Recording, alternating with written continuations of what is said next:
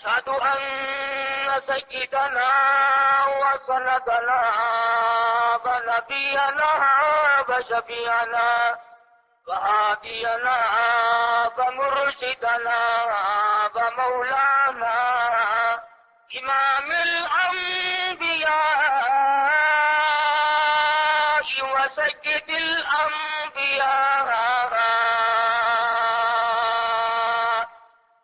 خاتم النبيين باليقين محمدا باليقين محمدا عبده ورسوله أرسله بالحق بشيرا ونذيرا صلى الله تعالى عليه وعلى آله وأصحابه وأزواجه وذرياته وبارك وسلم تسليما كثيرا كثيرا. أما بعد فأعوذ بالله السميع العليم من الشيطان الرجيم. بسم الله الرحمن الرحيم. إذا جاء نصر الله والفتح ورأيت الناس يدخلون في دين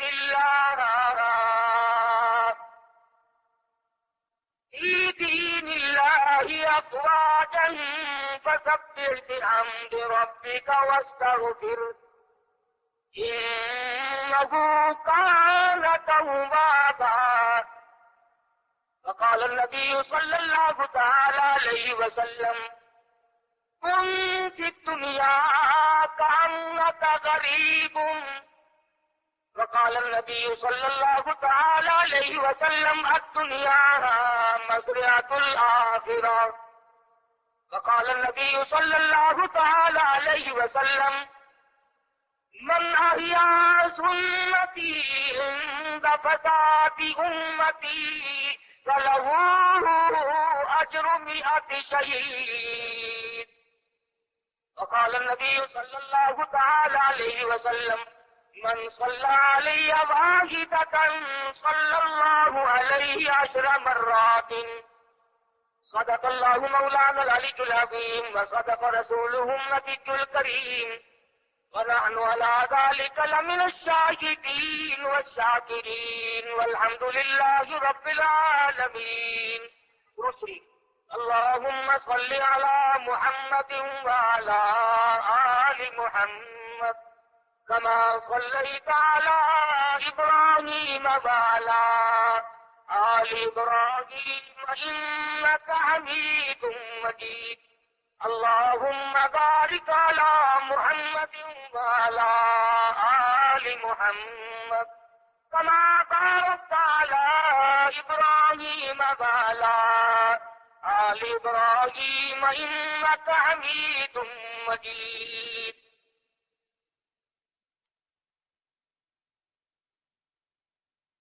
کچھ کفر نے فتنے پھیلائے کچھ کفر نے فتنے پھیلائے کچھ سنوں نے شعلے بھڑکائے سینوں میں عداوت جاگ اٹھی انسانوں سے انسان ٹکرائے پامال کیا برباد کیا کمزوروں کو طاقت والوں نے جب ظلم و ستم حد سے گزرے تشریف محمد لے آئے. محترم بزرگوں عزیز دوستوں رات آپ حضرات کے سامنے امام الانبیاء محبوب کبریا حضرت محمد مصطفیٰ صلی اللہ تعالی علیہ وسلم کی تشریف آوری آپ کی ولادت باسعادت لیل و نہار کی گردش کا اصلی مقصد وجود کائنات کا اصلی سبب چاند سورج کے وجود میں آنے کا اصلی منشا حضرت محمد الرسول اللہ صلی اللہ تعالی علیہ وسلم کی تشریف آوری تھی. آپ نے تشریف لا کر دنیا بنی نو انسان کو عمل کا پیغام دیا، راست بازی کا سبق پڑھایا، حق و صداقت کا درس دیا، اور انہیں یہ بتلایا کہ میں اللہ تبارک و تعالیٰ کی طرف سے نبی بن کر آیا ہوں تمہاری رہنمائی کے لیے. جن لوگوں کے مقدر اچھے تھے، جن کے نصیب اچھے تھے، انہوں نے موافقت کی، دامن پکڑا، غلامی کی، جانثاری کی، اور دامن پکڑا تو ایسا پکڑا کہ چاند کے ٹکڑے تو ہو گئے مگر حضور اکرم صلی اللہ علیہ وسلم کا دامن نہ چھوڑا. مصائب ٹوٹے، طوفان کے پہاڑ بن کر ان کے سامنے آئے، تلخ سے تلخ وادیوں سے ان حضرات کو گزرنا پڑا، مگر کوئی تاریخ میں ثابت نہیں کر سکتا کہ محمد کریم صلی اللہ علیہ وسلم کے کسی دیوانے نے دین کو چھوڑا. امیر تھا یا غریب تھا، مرد تھا یا عورت تھی، کوئی بھی تھا، اور کیوں نہ ہو، جب ان کے سامنے محمد مصطفیٰ صلی اللہ علیہ وسلم دکھ اٹھایا کرتے تھے، صحابہ کرام کی جان نکل جاتی تھی. مکہ مکرمہ ہے، اللہ پاک ہر مسلمان کو زیارت نصیب فرمایا، آمین کہہ دو. مسلمانوں کی تعداد بڑی کم ہے، بہت تھوڑی سی تعداد ہے، کفر زوروں پہ ہے، جہالت نے انگڑائیاں لے رکھی ہیں، اور وہ دارالندوہ میں بیٹھ کر مشورے کرتے ہیں کہ اس نبوت کے مشن کو ختم کیا جائے. قرآن کریم نے ان لوگوں کے مشوروں کو بھی نقل کر دیا، فرمایا وَإِذْ يَمْكُرُ بِكَ الَّذِينَ كَفَرُوا لِيُثْبِتُوكَ. محمد صلی اللہ علیہ وسلم کو قید کر دو، ان کی تحریک ختم ہو جائے گی، ان کا مشن ختم ہو جائے گا.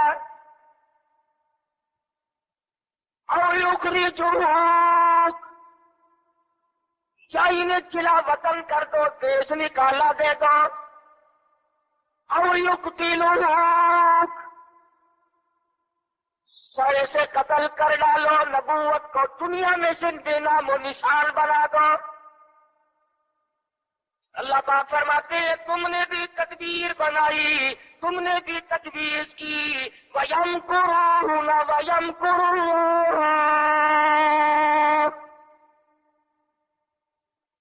تم نے بھی تجویز بنائی، تم نے بھی پروگرام بنایا، تم نے مشورے کیے میرے نبی کو ختم کرنے کے. تم ختم کرنے کے پروگرام بناؤ، میں حفاظت کا پروگرام بنائے بیٹھا ہوں. واللہ خیر الماکرین. پھر دیکھیں گے کس کی تجویز کارگر ہے، کون آگے نکلتا ہے.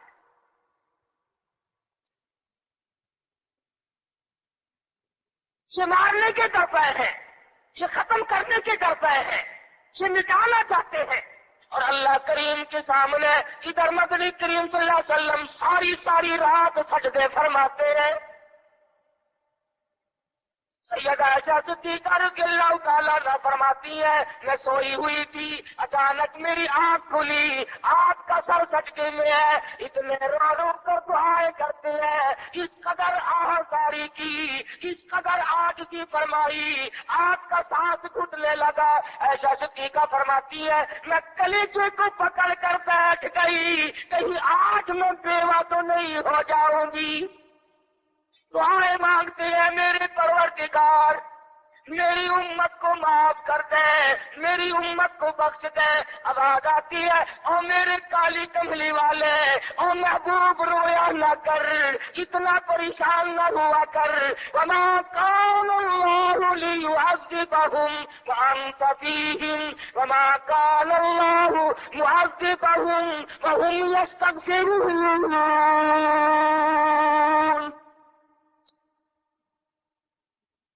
میرے محبوب جب تک آپ ان لوگوں میں موجود ہیں، میں وعدہ کرتا ہوں ان کو کوئی عذاب نہ دوں گا،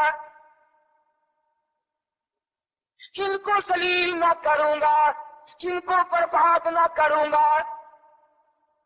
اور میرے پروردگار موت تو پر حق ہے، موت تو سب کی آئے گی، میں تو یہ وعدہ چاہتا ہوں میرے پاس کی آنے والی، میں جب پردہ کر جاؤں، جب میں رخصت ہو جاؤں، میرے بعد میں جو امت بچے اس کو بھی عذاب نہ دے۔ آواز آئی محبوب تیرے آنسو مجھ سے دیکھے نہیں جاتے۔ وما کان اللہ معذبہم وہم یستغفرون۔ جو استغفار کرنے والے لوگ ہوں گے، جو مجھے منانے والے لوگ ہوں گے، جو معافی طلب کرنے والے لوگ ہوں گے، میرے محبوب میرا تو سے وعدہ ہے، مجھے اپنی کبریائی کی قسم میں انہیں بھی برباد نہیں کروں گا۔ امت کے لیے رات دن دعائیں مانگی، رو رو کر دعائیں مانگی۔ حضرت ابو ہریرہ رضی اللہ تعالیٰ عنہ فرماتے ہیں نبی کریم صلی اللہ علیہ وسلم قرآن کی تلاوت فرمایا کرتے تھے، جب عذاب کی آیت آتی اتنا سانس پھول جاتا، اس قدر گھبراہٹ آ جاتی، مجھے یوں آواز آتی جیسے ہنڈیا کھول رہی ہو۔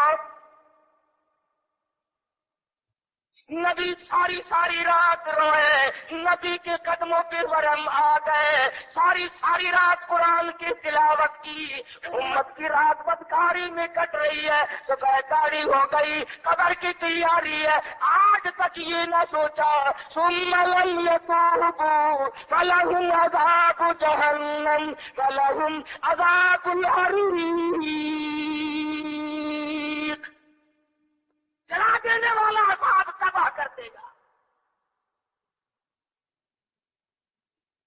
کون اس سیرت کو پڑھے؟ قرآن تو سیرت بیان کرتا ہے، کوئی کیا سیرت بیان کرے گا؟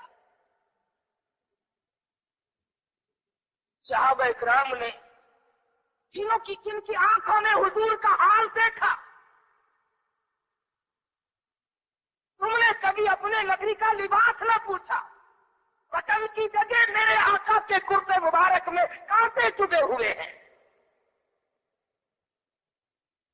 آرام فرماتے ہیں گلے میں کرتا نہیں ہے۔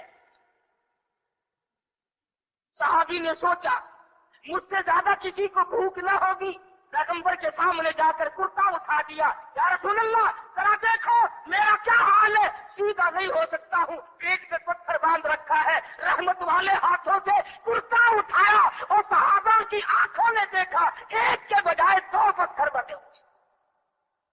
ابو ایوب انصاری رضی اللہ تعالیٰ عنہ کا مکان ہے،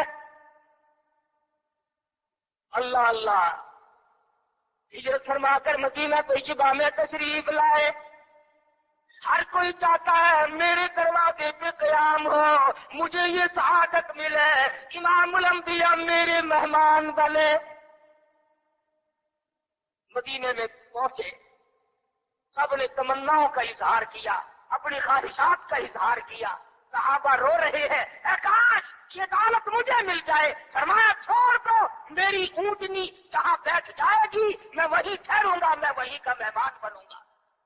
جن گھروں میں بسترے تھے، جن گھروں میں کھانے تھے، جن گھروں میں تمام تھا، انتظام تھا، اونٹنی چلتی گئی چلتی گئی چلتی گئی، ابو ایوب انصاری کے دروازے پہ جا کے بیٹھ گئی۔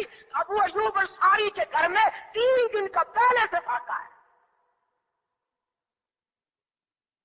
نبی کریم صلی اللہ تعالی علیہ وسلم کا مدینے میں قیام ہے، اللہ کے حکم سے قیام ہے۔ اللہ میاں نے ٹھہرایا، ابو ایوب انصاری کے مہمان بنایا، جس گھر میں 3 دن کا پہلے سے فاقہ موجود ہے۔ عرض کرنے لگا میرے آقا آپ اوپر قیام فرمائیں گے یا نیچے قیام فرمائیں گے؟ فرمایا ہمیں آنے جانے میں تکلیف ہوگی، ہم اوپر نہیں جاتے، ہم نیچے رہیں گے، بال بچوں کو اوپر لے جاؤ۔ نبی ابو ایوب انصاری رضی اللہ تعالی عنہ کے بال بچوں سے اعتراض فرماتے ہیں اوپر چلے جاؤ، ہم نیچے ٹھہریں گے تاکہ پردہ کرانے میں بار بار ہمیں تکلیف نہ اٹھانی پڑے۔ اور نبی اپنے امتی کی بیوی کی عزت کو، آبرو کو اتنا عزیز رکھتا ہے، اور آج مسلمان جو ہے وہ سڑکوں پہ گھسیٹے پھرتا ہے۔ میں ابھی 80 میں جب ہندوستان گیا، پٹیالے شہر میں ظہر کی نماز جب میں پڑھ کے نکلنے لگا، ایک عورت نے میرا یہاں سے ہاتھ پکڑا اور کہنے لگی مولوی تو پاکستان سے آیا؟ میں نے کہا بہن پاکستان سے آیا ہوں۔ رو پڑی اور کہنے لگی وہ محمد ابن قاسم کب آئے گا؟ تم سارے مر گئے، سید کی بیٹی ہو، اس کے گھر میں 34 برس ہو گئے خنزیر کھاتے ہوئے، اور کب چھڑاؤ گے؟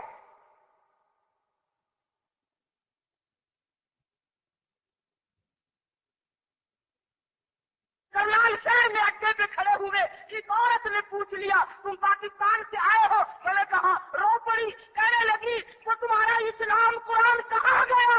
ارے آج تم اپنے آپ کو نہیں سنبھال سکتے، مسلمانوں کی بیٹیوں کی تو تم کب خبر لوگی؟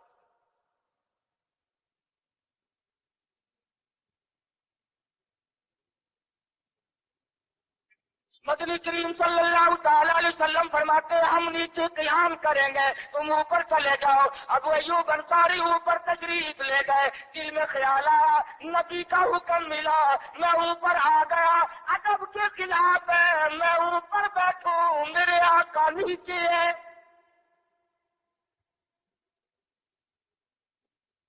تو نے تو نبی کا ادب کرنا بھی نہیں سیکھا، تو نبی کے ادب کی طرف بھی نہیں جاتا۔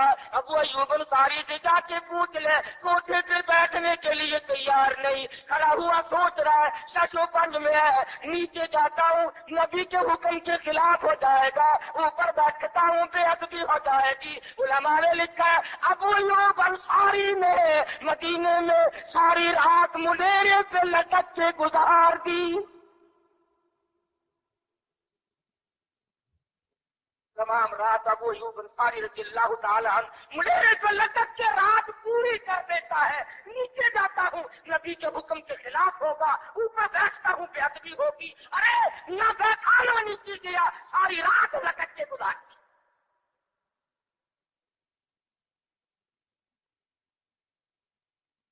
آج ہم سوچنے پر مجبور ہیں کہ آخر ہم بے ادبوں کے ساتھ ہوگا کیا، بنے گا کیا؟ جن لوگوں نے ادب کیا ان کے مقدر جاگ اٹھے، ان لوگوں کو خدا بندی کریم نے دنیائی میں وقت لگائے۔ حضرت خالد بن ولید رضی اللہ تعالی عنہ اطلاع دی گئی، خبر ملی کہ عیسائی سردار عیسائی بادشاہ 1.5 لاکھ کے قریب فوج لے کر مسلمانوں پہ حملہ کرنے کے لیے آ رہا ہے۔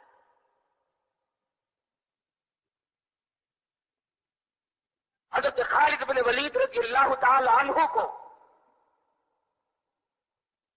50-60 آدمی دیے، جاؤ بادشاہ کی فوج کا اندازہ لگا کے آؤ، تخمینہ لگا کے آؤ، اسلحہ دیکھ کے آؤ، ان کی تعداد کا اندازہ لگاؤ وہ کتنے ہیں۔ حضرت خالد بن ولید رضی اللہ تعالی عنہ چند صحابہ کرام کو ساتھ لے کر کے پہنچے۔ عیسائی بادشاہ کو پتا چلا، اس نے حضرت خالد بن ولید رضی اللہ تعالی عنہ کو بلایا اور کہنے لگا کہ دیکھو جنگ اچھی چیز نہیں ہے، ہم سے صلح کر لو، ہم سے صلح کر لو۔ حضرت خالد فرمانے لگے صلح میں دیر کیا ہے، لا الہ الا اللہ محمد الرسول اللہ صلی اللہ علیہ وسلم، کلمہ پر مسلمان بن جا، میرا بھائی بن جا، جنت کا حقدار بن جا، میرے نبی کا غلام بن جا، اللہ کی توحید کا ماننے والا بن جا، ابھی تمام باتوں میں صلح ہو جائے گی۔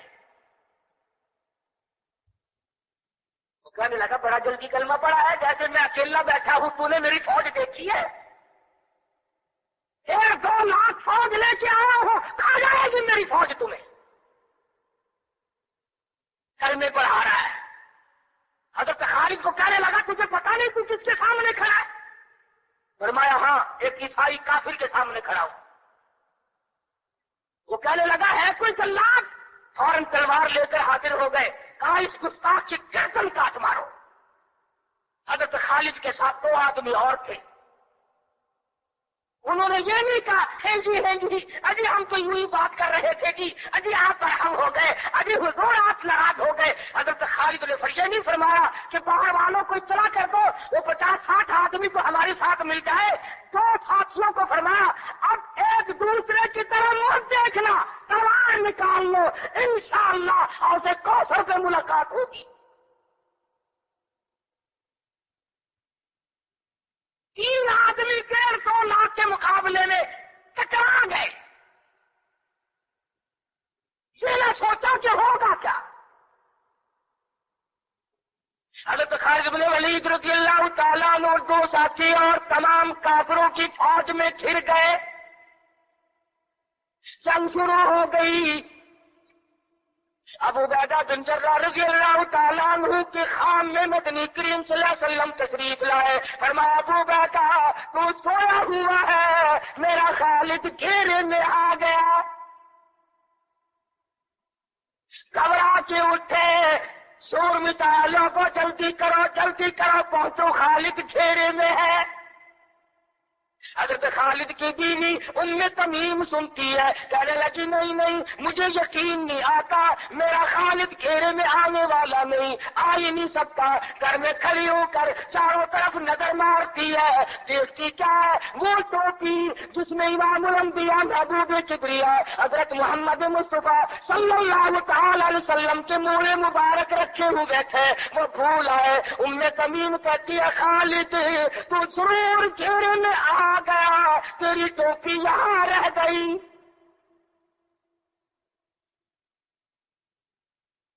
ام تمیم نے ٹوپی لے کر کے شور نہیں مچایا، کپڑے نہیں پھاڑے، چہرہ نہیں نوچا، ابو عبیدہ کے پاس نہیں آئی، بغل میں ٹوپی دبائی، فرقہ اوڑھا، گھوڑے پہ سوار ہوئی، تلوار لے کر گھوڑے کو سر پٹ چھوڑ دیا۔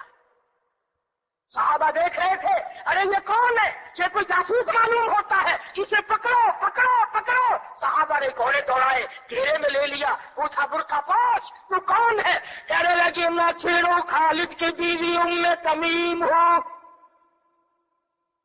تو کہاں چلی ہے؟ کہنے لگی میرا خالد گھیرے میں آ گیا، ٹوپی گھر پہ بھول گیا، وہ پہنچانے چلی ہو، ہمیں دے دے ہم پہنچا دیں گے، تو عورت ساتھ ہے۔ کہنے لگی خالد کی جو قدر میں جانوں تم نہیں جانتے،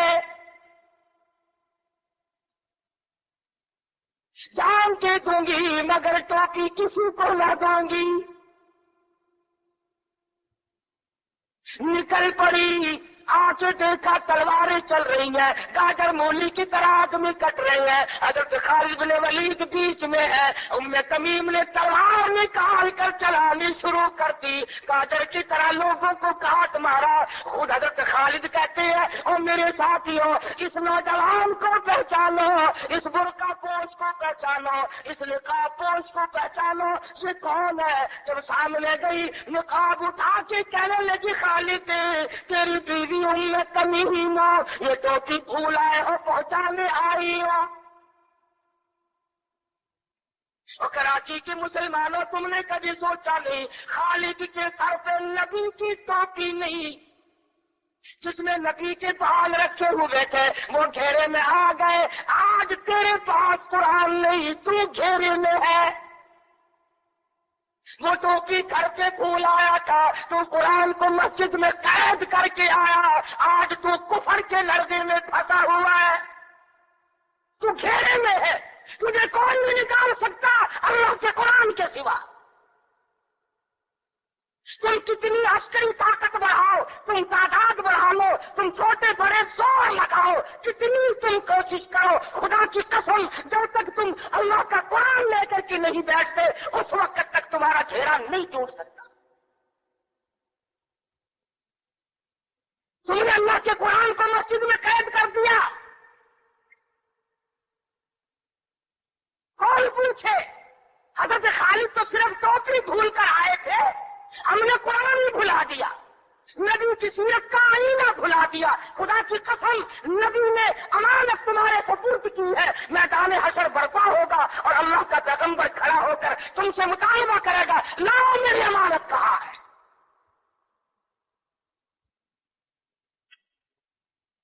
کچھ لوگ کہیں گے اور جی ہم تو عشق کی وجہ سے ایسا کر بیٹھتے ہیں، محبت میں ہمیں پتہ ہی نہیں چلا قرآن کہاں رہ گیا، محبت میں ہمیں پتہ ہی نہیں چلا قرآن رہ کہاں گیا۔ اور تجھے کیسی محبت ہے، تجھے کیسا عشق ہے کہ تجھے آج تک پتہ نہیں چلا؟ عشق تو صحابہ کرام کو تھا۔ مدینہ منورہ ہے، اللہ پاک ہر مسلمان کو مدینہ پاک کی زیارت نصیب فرمائے۔ خدا کی قسم، مدینے کی ہوا میں جو خوشبو ہے تمہاری، وہ کستوری میں نہیں ہو سکتی، وہ مشک میں نہیں ہو سکتی، وہ عنبر میں نہیں ہو سکتی، وہ زعفران میں نہیں ہو سکتی۔ ارے مدینے کی ہوا میں جو خوشبو ہے، جو گنبد خضرا سے ٹکرا کر آتی ہے، اس ہوا میں خوشبو بھی نرالی ہے۔ صحابہ کہتے ہیں کہ جب ہم نبی صلی اللہ علیہ وسلم کو تلاش کرنے کے لیے نکلتے تو کسی سے پوچھتے نہیں پھرتے تھے، بلکہ مدینے کی ہوا بتاتی تھی، ادھر آؤ ادھر آؤ، حضور ادھر تشریف لے گئے۔ مدینہ منورہ میں ایک جنگ کی تیاری فرمائی، صحابہ کرام کا لشکر تیار فرمایا حضور اکرم صلی اللہ علیہ وسلم نے۔ جمعے کا دن ہے، صبح کا وقت ہے، لشکر کو ساتھ لے کر کے تشریف لے گئے، 2-3 میل تک رخصت فرمانے کے لیے گئے تو آ کر کے واپس آ گئے، اللہ تمہیں کامیاب فرمائے۔ صحابی ہے حضور اکرم، سب کہہ دو صلی اللہ علیہ وسلم کا۔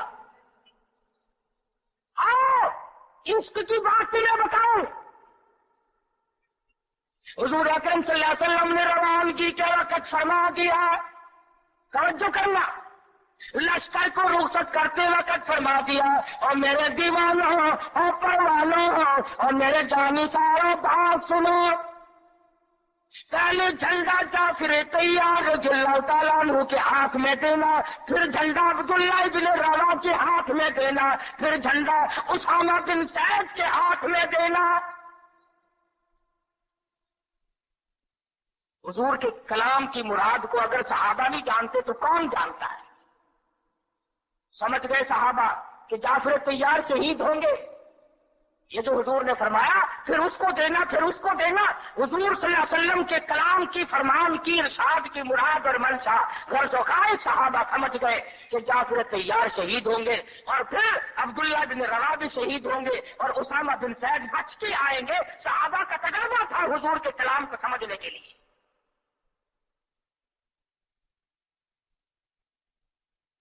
عبداللہ بن رواحہ رضی اللہ تعالیٰ عنہ نے سوچا کہ تسلی تو میری ہو گئی کہ میں شہید ہوں گا، اس جنگ میں واپس نہیں آؤں گا، مگر چلو جمعے کا دن ہے، سواری میری بڑی تیز ہے، میں آخری جمعہ سرکار دو عالم صلی اللہ علیہ وسلم کے پیچھے کیوں نہ پڑھوں اور جمعہ پڑھ کے جاؤں گا، ایک مرتبہ اور اپنے آقا کا دیدار کروں گا۔ واپس مدینے میں آئے، گھر نہ گئے، بیوی بچوں میں نہ گئے، باغ و بہار میں نہ گئے، فصل باڑی میں نہیں گئے، لوگوں میں نہیں گئے، سیدھے مسجد نبوی میں تشریف لائے۔ جمعے کی نماز کے بعد مدنی کریم صلی اللہ علیہ وسلم سے سلام کیا، حضور نے فرمایا عبداللہ میں نے تو تجھے صبح رخصت کیا تھا لشکر کے ساتھ،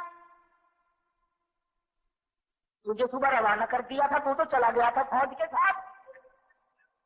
عرض کیا یا رسول اللہ میرے ماں باپ قربان ہو جائیں، آپ کے فرمان سے میں نے یہ اندازہ لگایا کہ میں شہید ہو جاؤں گا، میرا یہ آخری جنگ ہے، یہ آخری جہاد ہے۔ میرے دل میں ایک بات آئی، آج جمعے کا دن ہے، اپنے آقا کے پیچھے جمعہ بھی پڑھوں، آخری جمعہ پڑھوں اور آخری دیدار کر کے جاؤں۔ اب تھوڑے سے مجھے آپ بول کے بتائیں عبداللہ ابن رواحہ کا یہ عشق ہے کہ نہیں؟ کوئی ڈر کی بات نہیں، کوئی خوف کی بات نہیں، بیوی بچوں کی محبت نے نہیں کھینچا، باغوں کو دیکھنے نہیں گیا، بچوں سے ملاقات کے لیے نہیں گیا، ارے حضور کا عشق ہے، کہتا آخری جمعہ، آخری دیدار، آخری ملاقات۔ عرض کیا میرے آقا میں اپنے ساتھیوں کو جا ملوں گا، میری سواری بڑی تیز ہے۔ امام الانبیاء محبوب کبریا حضرت محمد مصطفیٰ صلی اللہ علیہ وسلم کا چہرے انور سرخ ہو گیا۔ فرمایا عبداللہ تو ساتھیوں کو نہیں مل سکتا، جب تیرے ساتھی جنت میں جائیں گے 500 سال بعد میں بہشت میں جا سکے گا۔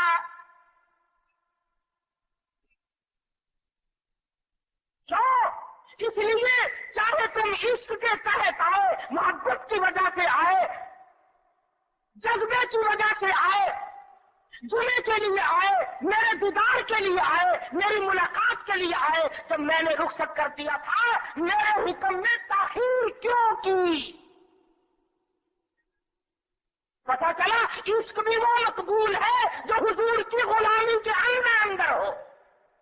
غلامی سے باہر جو عشق ہے وہ عشق نہیں، وہ فریب ہے، وہ دجل ہے۔ آج آپ دیکھ لیں،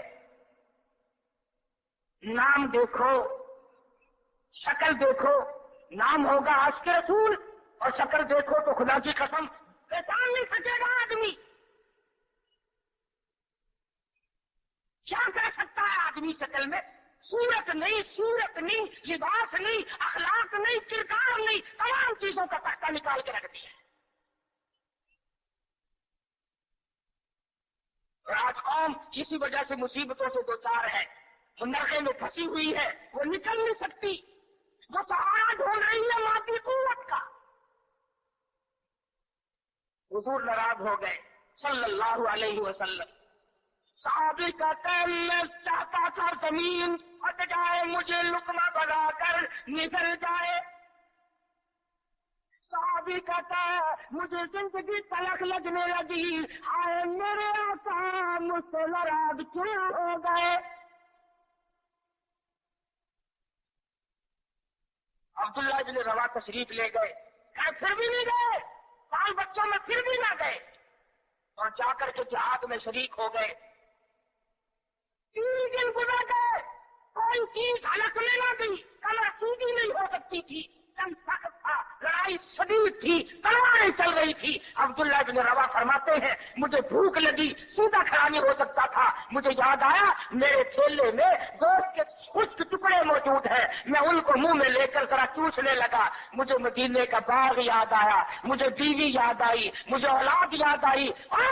نبی کے دیوانے کا طرز زندگی دیکھ۔ صحابی کہتا ہے میں نے انگلی حلق میں ڈال کر وہ بوٹی باہر نکال دی، کہا اچھا میں تجھے کچھ کھانے کے لیے دینے لگا ہوں تو یہاں بیٹھ کر گھر یاد آیا، کھڑے ہو گئے اور فرمانے لگے اور میری بیوی اور تمہیں طلاق۔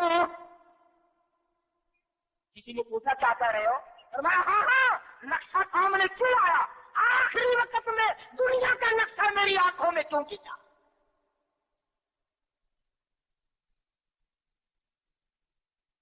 صحابی نے اپنے دل میں تصور بھی لانا اچھا نہ سمجھا، میری عاقبت خراب نہ ہو جائے، میری آخرت نہ بگڑ جائے۔ عبداللہ بن روا تلوار لے کر کھڑے ہو گئے، کسی نے لکھا 3 دن کا، بعد نے لکھا 5 دن کا پھوکا صحابی ٹکڑے ہو گیا۔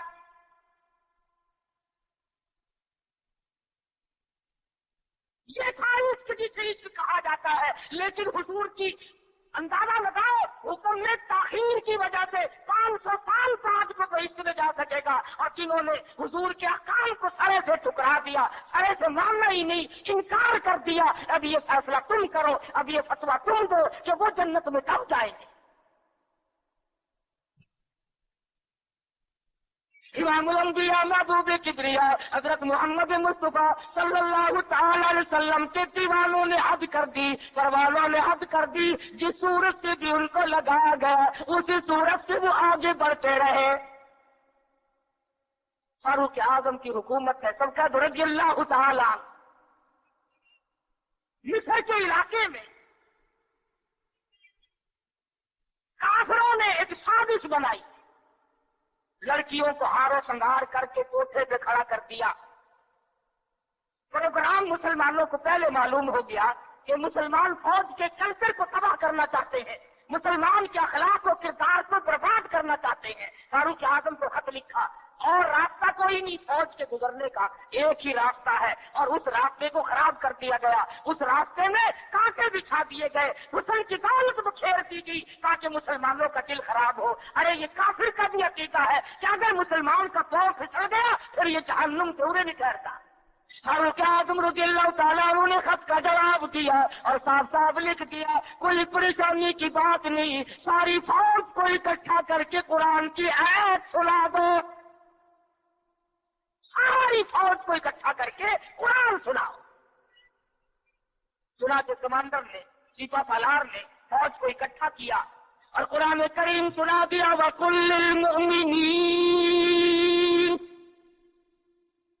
يَغُضُّوا مِنْ أَبْصَارِهِمْ وَيَحْفَظُوا فُرُوجَهُمْ ذَلِكُمْ أَزْكَىٰ لَكُمْ إِنَّ اللَّهَ خَبِيرٌ بِمَا يَصْنَعُونَ۔ مسلمانوں، اپنی نظروں کی حفاظت کرو، اپنے ایمان کی حفاظت کرو۔ اگر تم ان کی آنکھوں سے بھی دیکھو گے، خدا تمہاری ساتھ ہے، وہ تمہاری تمام حرکتوں کو دیکھتا ہے۔ تو ایک قرآن کی ایت سنائی سبینا نہیں ہوا تھا، سارا قرآن نہیں سنایا، ایک ایت سنائی ہے مسلمان فوج کو، اور پھر حکم دیا گزرو اسی علاقے سے جہاں یہ تمام سازش کی گئی ہے۔ صحابہ گزر رہے ہیں، تابعین مسلمان گزر رہے ہیں، تالیاں بجتی ہیں، ڈانس ہوتا ہے، جھنکار ہے، گانا بجانا ہے، تمام مسلمان گزر گئے۔ لڑکیاں کہنے لگی، اور جانے والوں تم سارے اندھے تو نہیں؟ اس حسن کو کوئی تو دیکھو، سر اٹھاتے نہیں۔ ایک مسلمان سپاہی گزرتا گزرتا کہنے لگا، کوئی کیسے دیکھے گا، سارے کے سارے اللہ کا قرآن سن کے آئے ہیں، سارے قرآن پاک سن کے آئے ہیں، یہ دیکھیں گے کیسے؟ لڑکیاں کہنے لگی، وہ قرآن کیسا ہے، اس میں کتنی قوت ہے، اس میں کتنی طاقت ہے، اس میں کتنی استعداد ہے، اس میں کتنی پاور ہے، جو ایسے حسن کے نظارے سے روک دے، جو ایسا حسن نہ دیکھنے دے۔ اور کہنے لگے، اور جانے والوں یوں نہ جاؤ، وہ قرآن کریم ہمیں بھی سناتے جاؤ، سناؤ ہمیں وہ قرآن۔ ایک مسلمان سپاہی چلتا بھی جاتا ہے، قرآن بھی پڑھتا جاتا ہے۔ تاریخ شاہد ہے، عیسائیوں کی بیٹیاں تھی، یہودیوں کی لڑکیاں تھی، کافروں کی بیٹیاں تھی، ارے طرف فوٹو کاٹ کر نیچے چھلانگ لگائی، اور جانے والوں چھوڑ کے نہ جاؤ، ہمیں بھی یہ قرآن سناؤ اور ہمیں بھی اللہ کے بندے بناؤ۔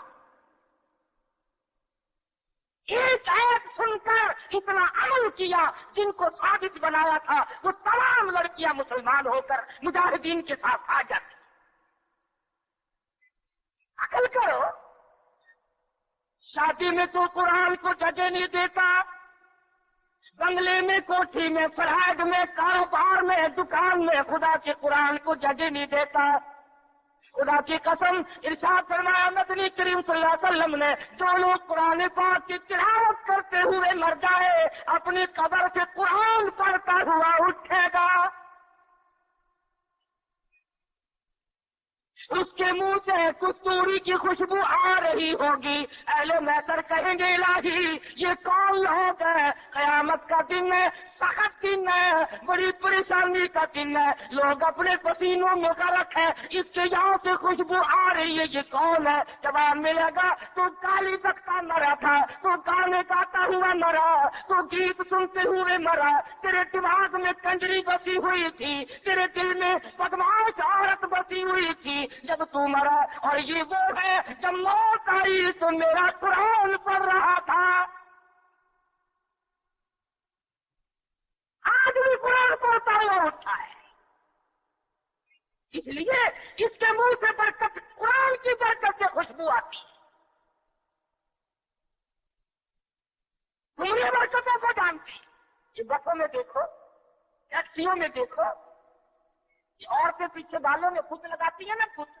ایک دن میں بیٹھ گیا تو کہنے لگے، مولوی صاحب فرنٹ سیٹ پہ بیٹھ جاؤ، فرنٹ سیٹ پہ۔ اور جب بس ہلتی ہے نا تو میرے ماتھے میں یوں لگے کوئی چیز، میں نے پکڑ کے دیکھا تو عورت کی چوٹی۔ ایمان سے میں نے ڈرائیور سے کہا، میں نے کہا یہ تیری موٹر بنانی ہے؟ میں نے کہا نہیں. پھر میں نے کہا یہ گٹ تیری ہے؟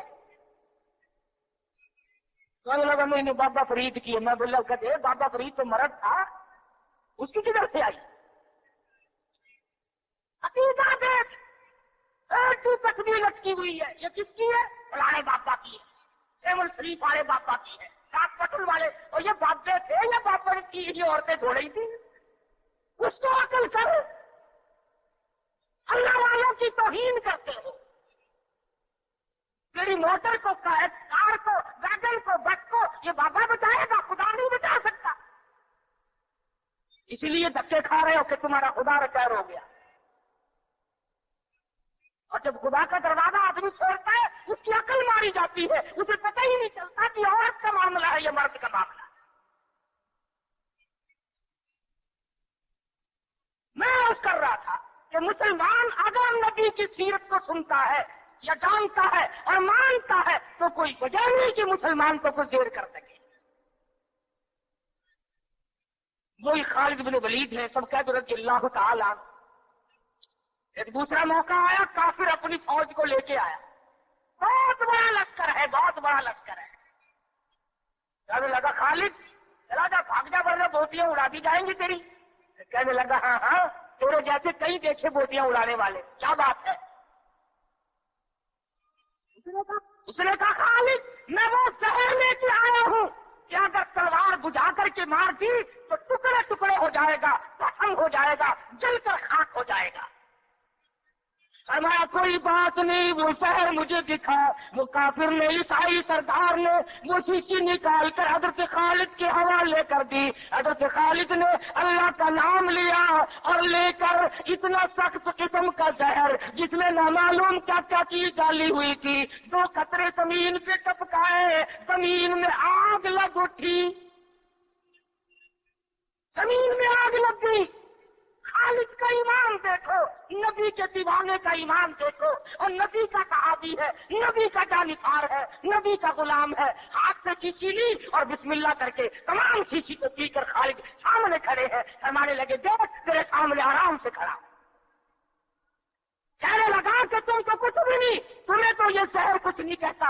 تم کیا کھاتے ہو، تم کیا پیتے ہو، تمہارا کیا مطلب ہے؟ اور جاؤ اپنے خیمے میں، میں تمہارے پاس آؤں گا. عیسائی سردار گیا، خالد کو کہنے لگا وہ قصہ کھلا، وہ دوا پلا، جس کو زہر کچھ نہ کہے، تلواریں نہ ڈرائے، تیر نہ ڈرائے، مرنے سے نہ ڈرے. فرمایا غسل کر، غسل کیا. فرمایا لا الہ الا اللہ محمد الرسول اللہ صلی اللہ علیہ وسلم. کلمہ پڑھایا. عیسائی کلمہ پڑھ کے کہنے لگا خدا کی قسم اب وہی جذبہ، وہی ہمت، وہ قوت میرے اندر آ گئی. تم ٹھہرو، اب اس ساری فوج سے میں اکیلا ٹکراؤں گا.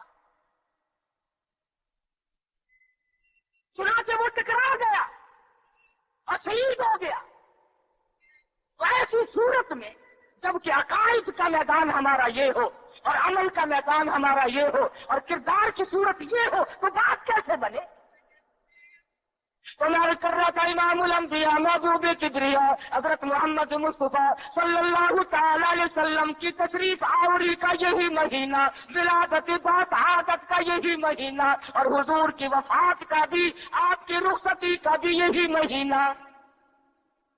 بلکہ میں نے رات عرض کیا تھا کہ پیدائش میں تو کچھ اختلاف بھی ہے، 9 کا، 10 کا، 11 کا، آپ کی رخصتی میں کسی کا اختلاف نہیں. اور اگر 12 پیدائش کی ہے تو 12 وفات کی اللہ میاں نے جان کے رکھی. تو بھی کراچی کے لوگوں، خدا بند عالم تمہارے یہاں بے نیاز ہے کہ نہیں؟ اللہ میاں کو بے نیاز مانتے ہو؟ اللہ میاں جانتا تھا کہ نبی کی آمد کی خوشی میں نامعلوم ناچیں گے، دعوت کریں گے، ڈھول بجائیں گے، کیا کیا خرافات کریں گے. اللہ میاں نے اسی دن میں حضور کی وفات رکھ دی. فرمایا اگر خوشی آئے اچھلا مت، غم آئے تو سوار نہ ہو جاؤ. وہی دن خوشی کا اور وہی دن غمی کا. تجھے غم کا کیا پتا؟ تیرا بیٹا مر جائے تجھے غم کا پتا، तेरी बेगम मर जाए तुझे गम का पता, तेरा जवान करियल भाई मर जाए तुझे गम का पता। तूने माँ का सदमा देखा होगा, तुमने बाप का सदमा देखा होगा, तुमने बेटे की मौत का सदमा देखा होगा। खुदा की कसम जाओ बिलाल से जाके पूछो जब हुजूर रुखसत हुए तेरा क्या हाल बना था। तू क्या जाने कि सहाबा किराम पे उस दिन क्या बीती। हज्जतुल विदा के जमाने से लेकर 12 रबीउल अव्वल तक मोहम्मद मदनी सल्लल्लाहु अलैहि वसल्लम बीमार रहे। आखिरी वक्त मर्दुल मौत अज़वाजे मुतहरात रज़ियल्लाहु तआला अन्हुन अजमईन को जमा फरमाया। फरमाया ऐ उम्मे हबीबा, ऐसे नबी, ऐ हफ्सा, तमाम के तमाम बखुशी इजाजत दो मैं अपनी बीमारी के दिल ऐसा सिद्दीका के हुजरे में गुजार लूं। वो किस तरीके से इजाजत मांगते हैं। हमारे यहाँ तो सारी जिंदगी इजाजत का सवाल ही पैदा नहीं होता। गोया बीमारी के दिन भी गुजारने थे और ऐसा सिद्दीका के हुजरे को क़यामत तक के लिए बहुत बड़ा मकाम देना था। वो याद पड़ रही है गुंबद खिदरा की। सैयदा आयशा सिद्दीका रज़ियल्लाहु ताला अन्हा फरमाती है, आखिरी वक्त था, पसीने आए, घबराहट तारी हुई। फरमाया मेरी आयशा ठंडे पानी का प्याला ले आ, मैं समझी पानी पिएंगे, मेरे महबूब को प्यास लगी होगी, मेरे महबूब को गर्मी लगी होगी। मैं पानी का प्याला लेकर हाज़िर खिदमत हुई, इशारा करके फरमाया यहाँ रख दे। मैंने रख दिया। रहमत वाला हाथ पानी में भिगो कर अपने मुंह पे छींटे मारने शुरू फरमा दिए। ऐसा सिद्दीका फरमाती है मेरा जिगर फटने लगा और मेरे महबूब क्या बनूं, ये घबराहट कैसी, ये परेशानी कैसी। फरमाया मेरी आयशा तू नहीं जानती मौत कितनी घबराहट वाली है।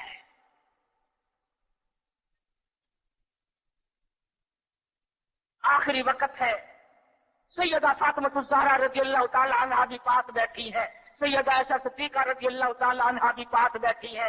अरे गाली देना बड़ा आसान है, ऐसा सिद्दीका से जाके पूछ कि उस दिन तेरा क्या हाल बना जब इमामुल अंबिया रुखसत हुए थे। सहाबा दीवाने हो गए, सहाबा जंगलों को निकल गए। और फारूक जैसे कहने लगे जो कहेगा हुजूर की वफात हो गई तलवार से कत्ल उड़ा दूंगा।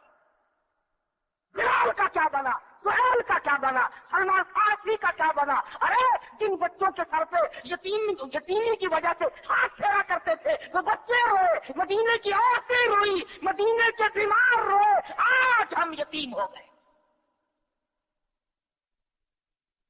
तो 12 रबीउल अव्वल मदनी करीम सल्लल्लाहु अलैहि वसल्लम की वफात का दिन है, हुजूर की रुखसती का दिन है। और खुदाबंद आलम ने इसलिए ये दिन रखा कि लोग उछलना न शुरू कर दे, लोग बेहद मुतासर न हो जाए। इसलिए ये वो गम है कि मुसलमान के अंदर से तो निकलना ही नहीं चाहिए। इमामुल अंबिया दुनिया से गए, तेरा नबी से अगर ताल्लुक होता, तुझे नबी से मोहब्बत होती, उलस होता, खुदा की कसम उस दिन तो रोने का दिन था।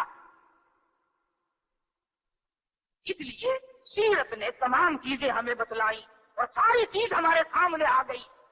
जिन लोगों ने खेल बनाया, तमाशा बनाया दीन को, नबी की सीरत को, क्या है वो लोग, हमें उन लोगों की कोई परवाह नहीं। खुदा की कसम ये लोग थे जिन्होंने गुंबद खिजरा पे बैठकर एक एक चटाक मछली की दाल का पानी 11-11 आदमियों ने पी करके जिंदगी गुजारी। नबी के रोजे पे बैठकर हदीस का दरस हमने किया, नबी की मस्जिद की इमामत हमने की, नबी के शहर की गवर्नरी हमने की, नबी की गलियों में झाड़ू हमने की, नबी के शहर के दफन को हमने तस्लीम किया। हम तो आए करते हैं, जाओ शेखुल हदीस मक़दसिल्लुहु को देखो, 20 बरस गुजर गए, आज तक गुंबद खिदरा की पड़ोस में दफन होने के लिए मुंतजिर बैठे। آپ جیسا مبتدل لوگ نابینا بزرگ حضور کے دروازے پہ پڑا ہے، یہاں دفن ہوں گا، یہاں آقا کے قدموں میں جان دوں گا۔ تو یہی کلی کھڑکاتا پھرتا رہی ہو، بڑا عاشق ہے نا؟